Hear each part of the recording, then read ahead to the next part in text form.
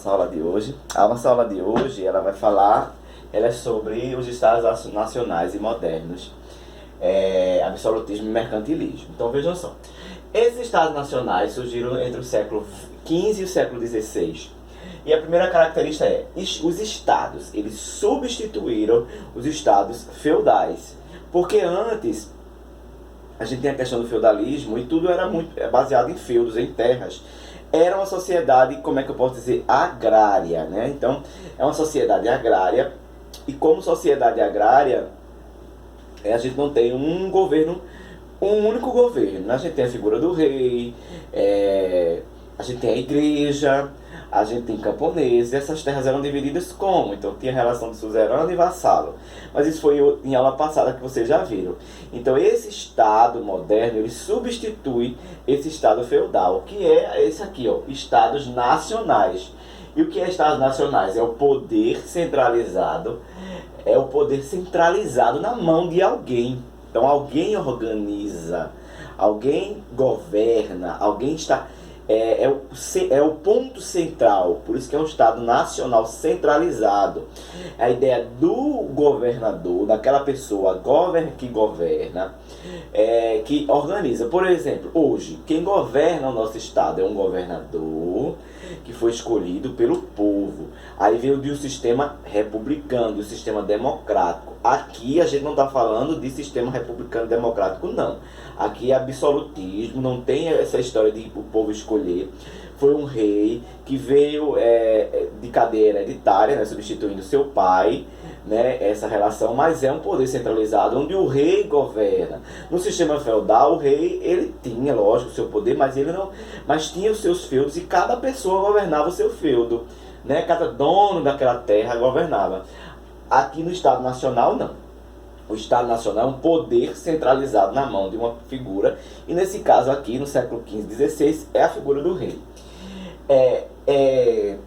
São estados nacionais e modernos porque eles vigoraram na idade moderna da história, né?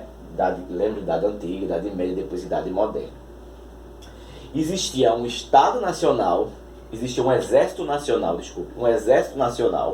né? Para tomar conta desse Estado. Existia uma língua oficial, né? Então, uma língua oficial daquela determinada região, daquele determinado estado. E existia uma moeda única que circulava nesse Estado nacional, Estado moderno. Então, vamos citar alguns exemplos de países que centralizaram seu poder na Idade Moderna. Portugal, Espanha, são exemplos de poder centralizado, ok? Aí aqui a gente tem o absolutismo, que é o sistema político que governava esse Estado nacional, esse Estado moderno. Foi o absolutismo, tá? Então esse sistema que é todo o poder na mão do rei. O absolutismo é todo o poder na mão de uma única pessoa. É um governo absoluto. Na mão de uma única pessoa, nesse caso, na mão do rei. A sociedade, ela tem uma sociedade de ordens, né? Que cada um no seu quadrado. A gente tem o clero, que é a igreja. A gente tem a nobreza e a gente tem o povo. E, no caso, a burguesia, que eram os comerciantes, eles estavam nas questões de comércio, na questão mercantil, né, do mercantilismo. E a gente tem alguns filósofos aqui que eles definem esse absolutismo, né, para a gente dar essa ideia de absolutismo, de governo absoluto. Eu citei alguns, Jean Baudin, que é aquele teórico que diz que o poder do rei emana de Deus. Então, ou seja, toda decisão que o rei toma é justificada pela fé em Deus. Então, ele está dizendo que as decisões do rei são sempre por ordem divina. Jean Baudin, se escreve Jean Baudin. Jean-Jacques Bossuet, ele tem a teoria do direito divino. Ele diz que as pessoas que vai contra o rei está indo contra a Deus. Então, e contra o rei é um sacrilégio. Então, Jean-Jacques Bossuet diz que Percebam que esses teóricos eles vão por essa linha da ideia do poder do direito divino, né? Então, Baudin já disse que o poder emana de Deus, já está Deus aí na sua explicação. Jean-Jacques Bossuet, ele diz que ninguém pode ir contra o rei, porque ele espirrar e não sai, desculpe. Então, contra o rei, ele é ir contra Deus, e contra o rei é ir contra Deus, então ele tem essa justificação. Thomas Hobbes, ele diz que a figura do rei precisa existir para governar e desconfiar do homem, porque ele diz que o homem, ele é lobo do próprio homem, né? Então ele justifica o poder despótico do rei, que poderia eliminar o estado da selvageria provocado pelo próprio homem, a questão da Leviatã. O homem é lobo do próprio homem, o homem nasce bom, mas a sociedade é que o corrompe. Então a ideia de que Thomas Hobbes diz que deveria se eliminar esse estado e colocar uma pessoa, uma figura, nesse caso a figura do rei, que vai eliminar a selvageria desse homem que fica passando um por cima do outro. E o mais famoso teórico absolutista é Nicolau Maquiavel. Nicolau Maquiavel, ele é usado até hoje, né? Ele escreveu uma obra chamada O Príncipe, né? Onde ele diz que os fins justificam os meios. O poder do rei, ele é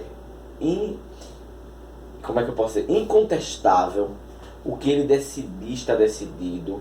Então, para se melhorar a vida do povo, ele pode fazer ou seja, os fins justificam o meio, qualquer coisa. Se tiver que morrer gente, para isso, ele deve fazer. Se ele acha que para melhorar, por exemplo, encontrar a cura de uma coisa, é preciso matar muita gente, ele vai matar. Então Nicolau Maquiavel diz que o rei ele pode utilizar o poder de toda forma que ele quiser, independente das consequências, né? Então é muito famoso Nicolau Maquiavel. Não sei se vocês já escutaram aquela história, fulano é maquiavélico. Maquiavélico vem de Nicolau Maquiavel, que é a ideia de que os fins justificam os meios e que ele pode fazer qualquer coisa para conquistar algo ou para melhorar, não sei, tá? E dentro desse sistema absolutista a gente tem o mercantilismo, né? Que é a política dos estados absolutistas. Esses estados que tem esse rei tem uma política econômica para controlar o seu comércio, para melhorar o seu comércio. E aqui eu coloquei umas características desse mercantilismo, né? No caso aqui, esse mercantilismo, ele é governado pela burguesia, né? Ele trata das questões, ele é governado pelo rei, óbvio, o rei está sempre acima de tudo. Mas a burguesia, que trabalha mais com o dinheiro, está sempre ligada ao comércio. Então vejam só, primeiro a balança comercial favorável. O que é a balança comercial favorável? É a ideia de exportar mais e importar menos. Então eu vendo mais do que eu compro. Quanto mais eu vender, mais eu ganho. Quanto menos eu comprar, menos eu gasto. Então essa balança comercial diz que eu tenho que exportar mais, ou seja, vender mais e importar menos e comprar menos. Outra característica é o intervencionismo estatal. Então o Estado ele deve intervir, o rei ele manipula esse Estado, né? As outras pessoas que estão ali ao seu redor ele manipula. A decisão final é sempre do rei. Então existe essa intervenção estatal no Estado, a intervenção do rei no Estado. O protecionismo é a questão da proteção das entradas de mercadorias, as barreiras alfandegárias. Aumentar impostos para que outros produtos não entrem em seu território. Outra característica é o metalismo. Quanto mais um país acumular ouro e metais preciosos, prata, mais rico ele é. Então a busca pelo ouro era muito grande nesse sistema mercantil. E o colonialismo é conquistar novas terras, né? Um exemplo disso é Portugal com o Brasil. Pegou o Brasil, explorou o Brasil, tirou todas as riquezas do Brasil. Explorar, conquistar novas terras para explorar essas colônias, para enriquecer as custas dessa colônia. E fazer esse pacto colonial. A metrópole, o país conquistador, pega o país com a terra conquistada e faz esse pacto. Ou seja, as mercadorias têm que transitar entre um e o outro, né? Tudo que for produzido na colônia vai para a sua metrópole. Um exemplo disso foi o Brasil e Portugal, tá bom? Então, beijo, espero que vocês tenham gostado. Até a próxima aula, se Deus quiser. E nunca assista apenas o vídeo, vá pro livro, pesquise e leia, tá bom? Beijão e até a próxima, se Deus quiser.